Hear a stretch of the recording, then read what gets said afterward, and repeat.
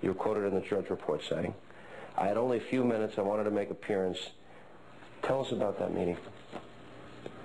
They came in, but just before they did, the driver who had gone to the airport and picked him up came over to me and said that he was a local pharmacist in this area, and I think he's relocated now into Fayetteville. But he told me, he said, the whole topic of conversation from the airport was you, and are you going to be there?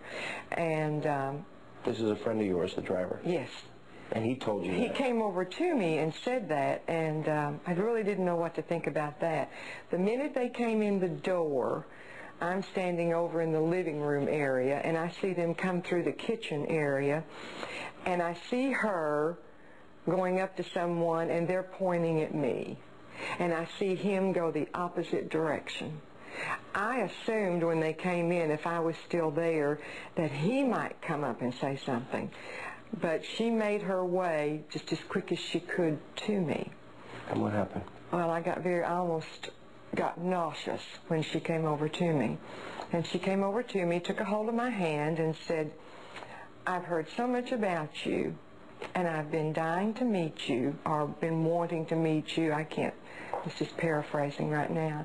And she said, I just want you to know how much that Bill and I appreciate what you do for him.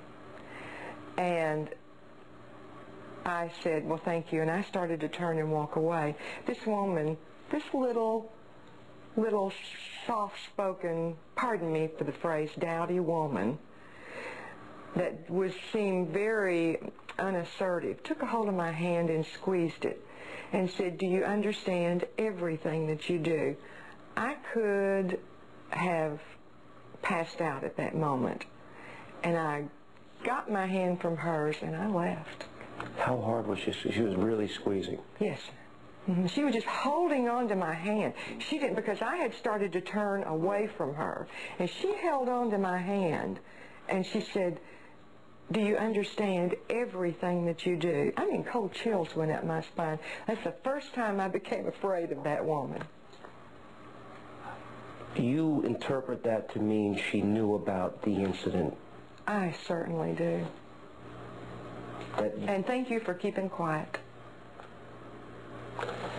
The final part of my exclusive interview with Juannita Broaddrick.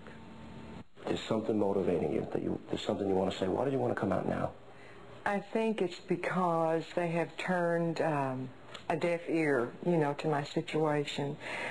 I have really wrestled with this in my own mind, what I should do, and it's so upsetting to see Hillary Clinton and Bill Clinton do the things that they do now and have the past that they have on this situation. Mm-hmm. You never wrote a book.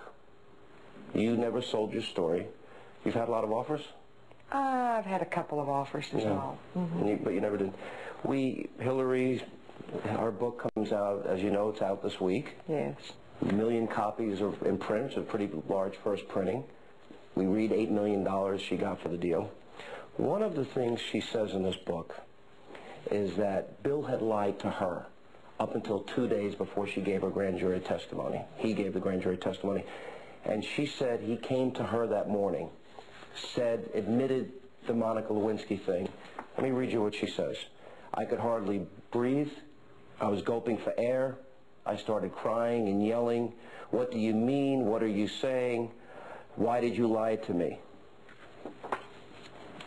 She said she didn't have a clue. She believed him up to that point. That is unbelievable. It's completely unbelievable, because I think she's always known, at least for the 25 years that I've been familiar with them, I think she's always known. I think she's always covered up for him. And like I've said before, I can't imagine someone covering up what a man and her husband has done just for the sake of power. You think that's what it's about? Yeah, I think it's power, and I think it's money.